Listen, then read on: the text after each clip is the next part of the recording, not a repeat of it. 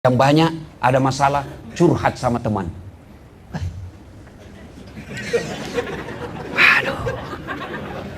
Waduh. Kenapa kita kerja kayak robot? Dan istirahat, pret. Saudaraku, yang kerja di sini bersyukur, Pak. Istri saya begitu, Pak, kalau mau keluar rumah. Jabat tangan dulu. Jidat lagi. Kanan lagi satu. Kiri lagi. Ini agak lama sedikit. Istri saya, Pak, halal. Halalan toyiban. Kau tengok nama saya itu. Oh, saya nggak ada gelarnya. Olahraga lah dia, senam di depan kantor. Bajunya sempit-sempit. Ibu-ibu di depan, bapak-bapak di belakang. Bajunya lagi tuh perempuan, warna kulit. 1, 2, bapak-bapak di belakang. 3. Tanggal 12 Rabiul Awal, hari Senin, tahun ke-11 Hijriah, Rasulullah demam. Kemudian datanglah perintah Allah untuk mencabut nyawa beliau. Sampaikan kepada malaikat Jibril, Jibril, kau turun ke muka bumi, cabut rohnya Muhammad dengan catatan, tanya dulu. Kalau dia mau, laksanakan. Kalau tidak mau, tunggu sampai dia mau. Turunlah 4 malaikat. Jibril, Israel, Mikail, Israfil. 4 malaikat turun. Ketika sampai di depan pintu Rasulullah, malaikat mengetuk pintu. Assalamualaikum warahmatullahi wabarakatuh ya Rasulullah. Kedengaran jawaban, Waalaikumsalam warahmatullahi wabarakatuh. Anak Rasulullah Fatimah membuka pintu. Lalu Fatimah berkata, tidak ada tamu ya Rasulullah. Lalu Nabi menjawab, dia sudah ada di sampingku. Dia adalah malaikat pencabut nyawa. Lalu malaikat pencabut nyawa ini berkata, ya Muhammad, saya diperintah Allah untuk mencabut rohmu hari ini. Kalau kau mau, menurutmu bagaimana? Apa jawaban Nabi? Wahai malaikat, seluruh Nabi dan Rasul sebelum saya, dari Adam sampai Isa alaihi salam, setelah mereka melaksanakan tugas, mereka pun menghadap kepada Allah. Hari ini aku siap menghadap kepada Allah. Tapi tolong berikan saya berita gembira yang enak di telinga saya sebelum saya menghadap kepada Allah.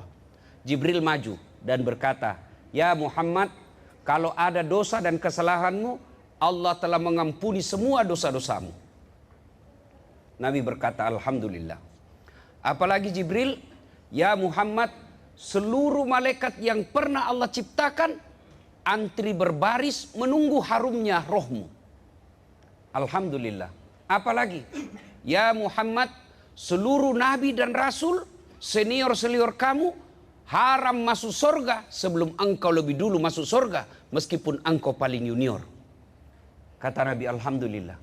Wahai Jibril, itu kan tentang saya. Saya tidak cemaskan soal diriku. Saya tidak ragu soal diriku. Yang aku cemaskan, bagaimana umatku sepeninggalku nanti.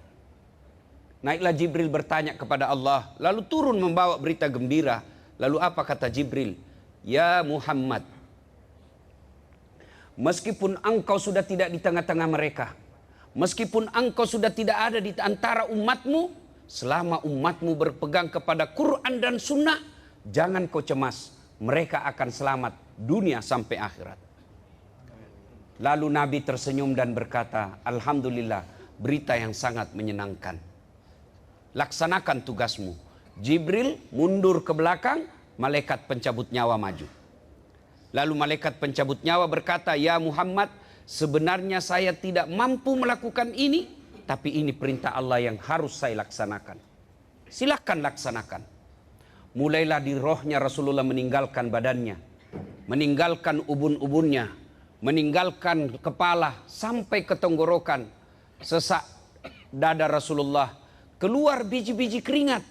Lalu Rasulullah sallallahu alaihi wasallam kemudian menghembuskan napas terakhirnya. Itulah cintanya Rasulullah. Apakah cukup sampai di situ cintanya Nabi kepada umatnya? Tidak. Pun hadis menjelaskan, ketika hari kebangkitan tiba, hari kiamat sudah terjadi, proses kebangkitan dimulai. Manusia yang pertama dibangkitkan dari alam kuburnya, Rasulullah Muhammad sallallahu alaihi wasallam. Allah perintahkan kepada malaikat Jibril, Jibril, kau cari makamnya Rasulullah, bangkitkan dia. Dibangkitkanlah. Dengan izin Allah Jibril mencari, tentu agak susah. Dengan izin Allah, makam Rasulullah menimbulkan asap. Lalu naiklah jasad Rasulullah. Dan jasadnya Rasulullah sama ketika beliau hidup. Bodi Rasulullah, badan Rasulullah dijamin oleh Allah, cacing dan tanah haram merusak tubuh Rasulullah.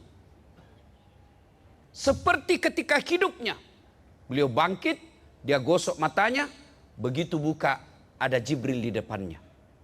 Dan beliau berkata, "Ya Jibril, hari apa ini?" Jibril menjawab, "Ya Muhammad, ini adalah hari kebangkitan seperti yang Allah pernah janjikan kepadamu." Tuan-tuan yang saya hormati, siapa yang dicari Rasulullah pada hari itu? Apakah beliau mencari bapaknya? Tidak. Beliau tidak pernah melihat wajah bapaknya, tapi tidak berkata, "Mana bapakku?" Apakah beliau mencari ibunya yang hanya 2 tahun bersamanya? Tidak. Apakah beliau mencari Khadijah, istrinya yang paling dicintai? Tidak. Apa kata Rasulullah? "Ya Jibril, kalau ini hari kebangkitan, aina ummati? Mana umatku? Mana rakyatku?" Begitulah cintanya Rasulullah kepada kita. Saudaraku, Nabi menyebut umat Islam yang bertemu dengan mereka, yang bertemu dengan Rasulullah, hidup dengan sesama Rasulullah, beliau menyebutnya sahabat. Tapi Nabi pernah bersabda, "Aku rindu kepada saudaraku." Nabi bertanya, siapa di antara umat, siapa di antara hamba Allah yang paling menakjubkan imannya? Siapa di antara hamba Allah yang paling menakjubkan imannya? Kata sahabat, para malaikat. Kata Nabi, bukan. Bagaimana mereka tidak beriman dan beriman kepada Allah dan saya? Mereka menerima wahyu. Mereka ketemu dengan Allah. Mereka bisa komunikasi langsung dengan Allah. Ya wajar kalau mereka beriman kepada Allah dan Rasulnya. Lalu sahabat berkata, Anda para Nabi ya Rasul. Kata Nabi, bukan. Bagaimana kami tidak beriman kepada Allah? Kami menerima wahyu. Kami ketemu langsung dengan Jibril. Wajar beriman. Kalau begitu kami inilah sahabatmu ya Rasul. Nabi pun berkata, bukan kalian. Kenapa? Kalian ketemu dengan saya. Kalian melihat mukjizat. Wajar kalau kalian beriman kepadaku. Lalu siapa yang menakjubkan? Dialah saudaraku, ikhwani. Dialah saudaraku. Siapa? Yang mereka beriman kepada aku. Walaupun hanya membaca buku. Yang mereka beriman kepada aku. Walaupun mereka hanya mendengar dari guru-guru mereka. Tapi mereka taat melaksanakan sunnah-sunnahku. Kitalah ini yang hadir di tempat ini. Mereka yang hidup sesama Nabi. Nabi menyebutnya sahabat. Tapi kita yang hanya mendengar kisah kehidupan Rasulullah. Nabi memanggil kita ikhwani. Saudaraku. Maka ibu bapak saudara-saudara sekalian. Kalau Rasul mencintai kita dari hidup sampai akhir hayatnya. Maka aneh tentunya kalau kita tidak cinta kepada Rasulullah.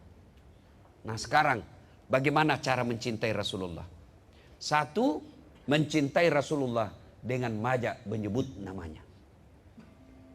Bagaimana cara menyebut namanya? Dengan cara bersalawat kepada Rasulullah Muhammad sallallahu alaihi wasallam. Tapi bersahadat saudaraku, ada adab dan etikanya. Ayat yang saya bacakan tadi awal ceramah.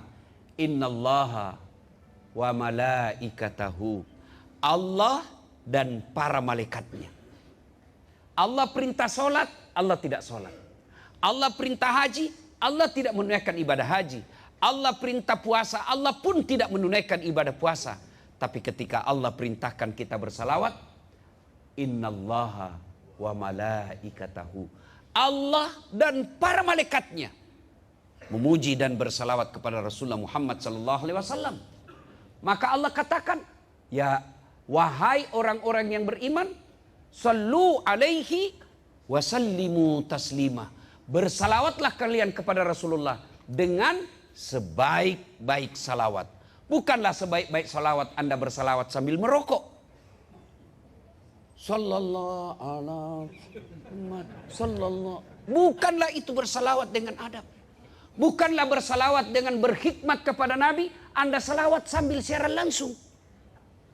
Sallallahu Muhammad sallallahu.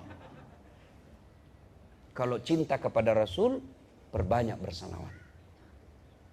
Saudaraku, kalau Anda punya tekanan pekerjaan, coba panggil kekasih Allah. Kalau Anda punya tekanan rumah tangga, coba datangkan kekasih Allah. Ya Nabi, salam alaik. Ya Rasul, salam alaik. Ya Habib, salam alaik. Salawatullah alaik. Ambil momen-momen yang khas. Ambil waktu-waktu mustajab. Ambil waktu-waktu spesial. Sepertiga di akhir malam. Anda mengadu kepada Allah. Supaya aduan Anda cepat dikabulkan. Sebut kekasih Allah. Yang Allah sampai dalam hadits qudsi Allah jelaskan. Andai bukan karena engkau Muhammad, saya tidak ciptakan dunia dan isinya. Begitu cintanya Allah kepada Rasul. Allah katakan, andai bukan karena kau kekasihku ya Muhammad, saya tidak ciptakan dunia dan isinya. Maka saudaraku, kalau ada masalah dalam pekerjaanmu, jangan kau curhat di WhatsApp. Jangan kau curhat di Facebookmu. Ya Allah, ringankan beban hidupku. Sibuk betul Tuhan mau baca statusmu. Bagaimana caranya Ustaz? Yuk datang bangun sepertiga di akhir malam.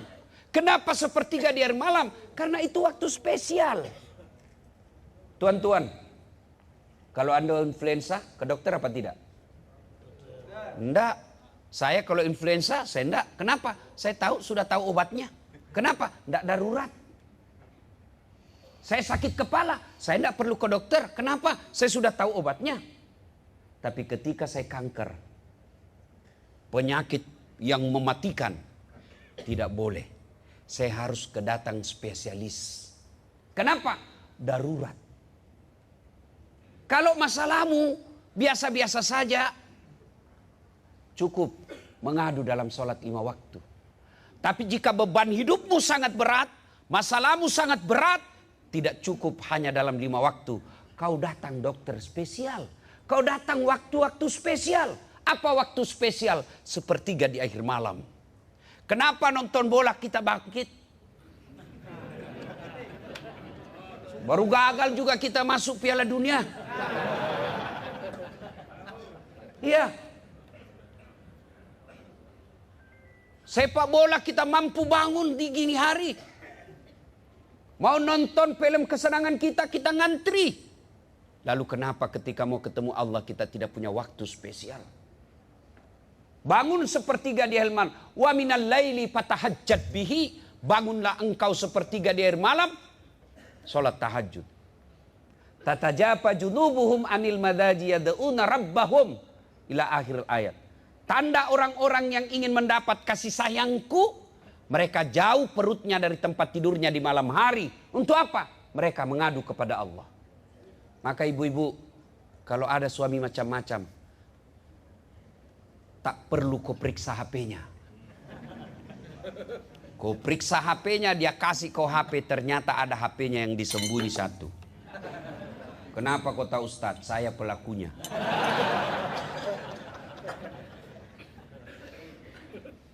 Tapi mengadu kepada Allah, saat yang membolak-balikkan hati, saat yang menjaga hati, minta kepada Allah. Kalau Allah yang melindungi suamimu, demi Allah, tak ada satupun perempuan yang mampu mengganggunya. Minta kepada Allah. Saudara-saudaraku, perkara pekerja di sini, ada beban pekerjaan yang sangat berat. Kau bangun mengadu kepada Allah. Dan saudaraku, kalau ada masalah jangan terlalu risau. Karena tidak ada orang yang tidak ada masalahnya. Mana ada manusia yang tidak ada masalahnya. Ini depan saya ini saya lihat nih Pak. Muka-muka penuh masalah semua Pak. Iya toh. Ini pegang, ini rumus kehidupan saya. Ini kalau Bapak pegang insya Allah masalah tidak jadi masalah. Pegang rumus ini. Pak, Bu, masalah di dunia itu hanya dua. Satu, masalah yang tidak bisa diselesaikan. Dua, masalah yang bisa diselesaikan. Masalah yang tidak bisa diselesaikan, ndak usah kau pikir. Kenapa? Biar kau pikir ndak selesai juga.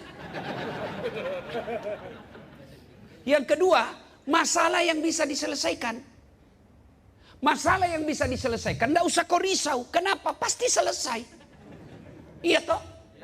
Kalau ini kau pegang rumus hidup, ndak ada masalah, Pak. Iya kan? Tapi ketika ada masalahmu yang berat, kau ngadu kepada Allah. Minta pertolongan kepada Allah. Dan hebatnya Allah, Pak, kalau berjanji pasti dikabulkan. Kalau mengancam belum tentu. Kalau Allah bilang saya kasih masuk kau neraka, belum tentu. Bisa jadi Allah memberikan ampunan. Tapi kalau janji Allah, pasti Allah tunaikan. Apa janji Allah soal permohonan? Ud'uni astajib lakum. Berdoa kau kepadaku, pasti saya kabulkan. Minta kepada Allah. Coba enggak usah jawab saya, Pak, ya. Jawab dalam hati masing-masing. Ketika Bapak menghadapi himpitan hidup dalam hidup ini, ada masalah, pernah enggak Bapak amalkan ini? Bangun sholat hajat, menyebut Nabi sebanyak-banyaknya, mengadukan nasib kita kepada Allah. Kira-kira pernah, Pak? Saya kira mungkin ada 1 di antara 1000 teman. Yang banyak ada masalah, curhat sama teman.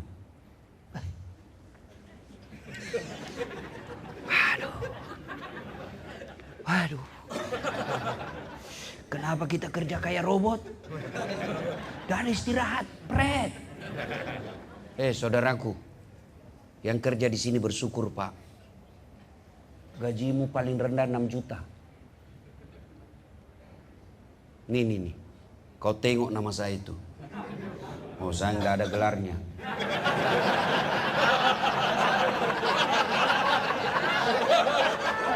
Tapi kau dengar tadi itu sebutnya MC, Doktor, Dasat Latif, SOS, Sarjana Sosial, SAG, Sarjana Agama, MSI, Master Science, PhD, Philosophy of Doctor, 2 S1, 2 doktor, doktor 1 dalam negeri, doktor 1 luar negeri, dan semua ijazahnya asli.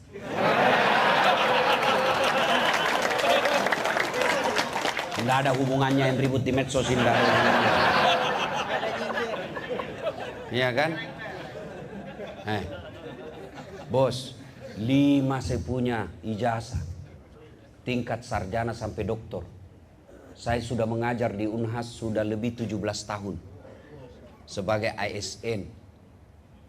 Sama kita pekerja, Pak. Cuma Bapak pekerja Epson, saya pengguna Epson. Iya. Tapi berapa gajiku, Pak?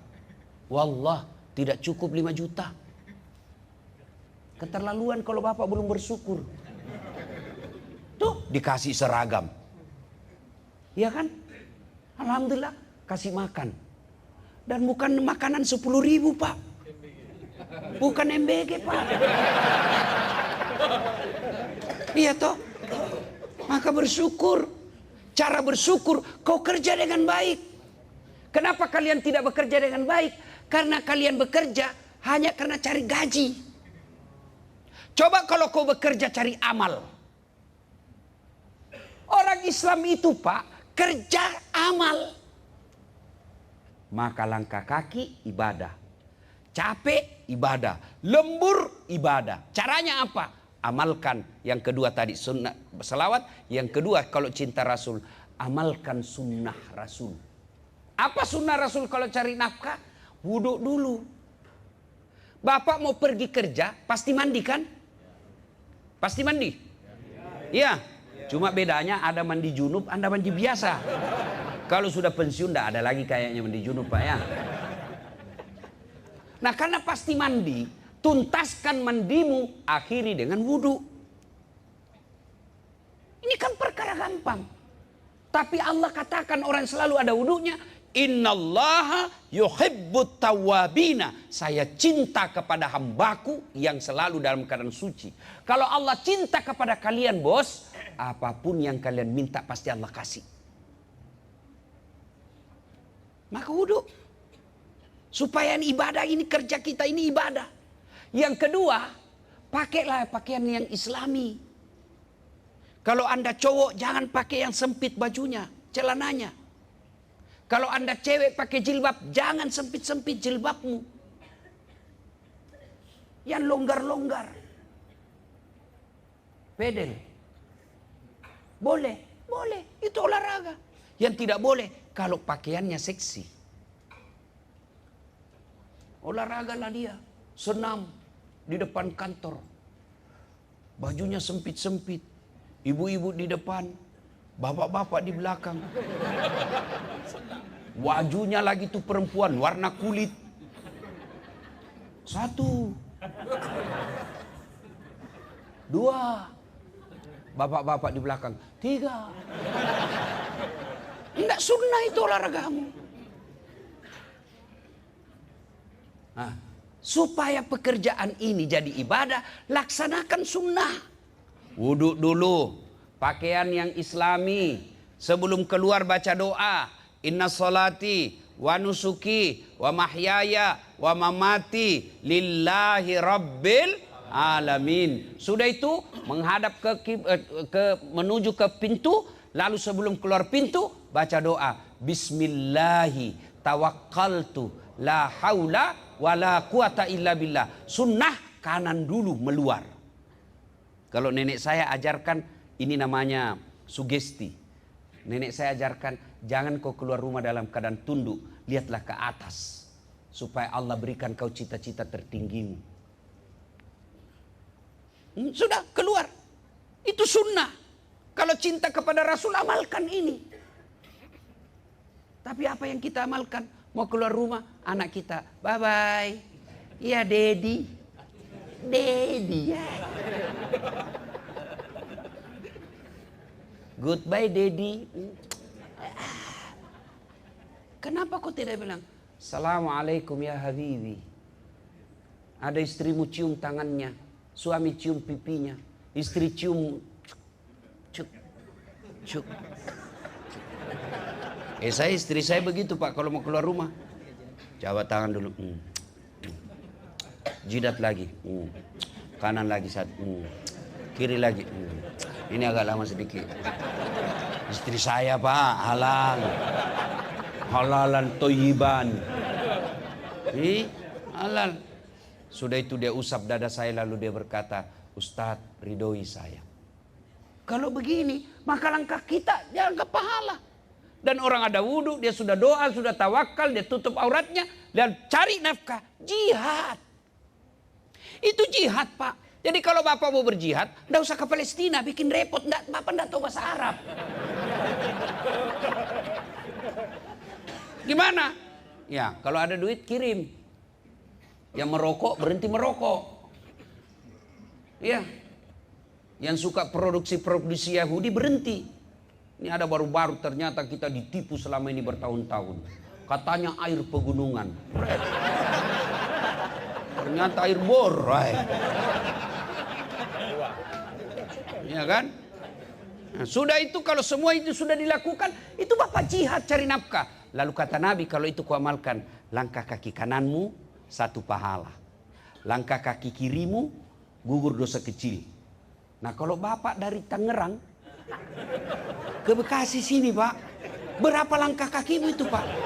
Apalagi kalau sampai di tempat kerja keliling-keliling, berapa langkah kaki? Apalagi kalau Bapak melangkah begini. Masya Allah. Nah Bapak Ibu Saudara-saudara sekalian, karena waktu kita terhad, ini saja yang sempat kita Pak? Jangan juga acara pengajian kau menghindari pekerjaan. Tidak boleh begitu orang Islam. Dengar dakwah boleh, dengar dakwah baik, tapi menunaikan amanah itu juga kewajiban. Ya, saudaraku punya perusahaan ini orang Jepang. Jangan permalukan bangsa Indonesia. Kerja yang baik. Jangan kerja karena cari uang. Karena kalau kau kerja cari uang, di akhirat kau tidak dapat apa-apa. Mana pahalaku? Ini pahala Epson, Pak. Banyak pahalanya. Kalau Bapak bekerja supaya orang yang kuliah, orang yang belajar agama gampang ngeprint, itu jihad. Maka jangan kerja asal-asal. Bayangkan kalau Bapak punya print, sampai tangannya Ustadz Dasat Latif. Saya pakai ngeprint. Contoh. Iya kan? Nah, ternyata print itu dibuat oleh sedulur-sedulur.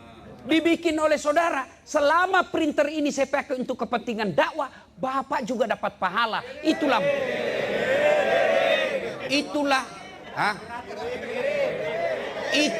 makna dari pastabikul khairat.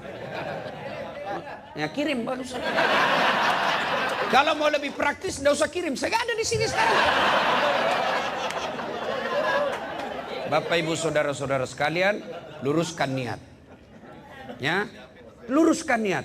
Jangan mempermalukan bangsa Indonesia. Ada lelang otak, Pak, di PBB. Lelang otak. Oh, Masya Allah. Otak Jerman, harganya Pak, uang Indonesia 200 juta. Otak Jepang lebih mahal lagi, 500 juta. Otak Indonesia 1 miliar. Orang heran, kenapa mahal? Jarang dipakai. Masih original, Pak.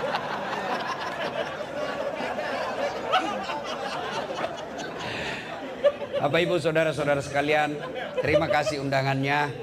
Saya berharap masih diundang juga di tempat ini. Insyaallah.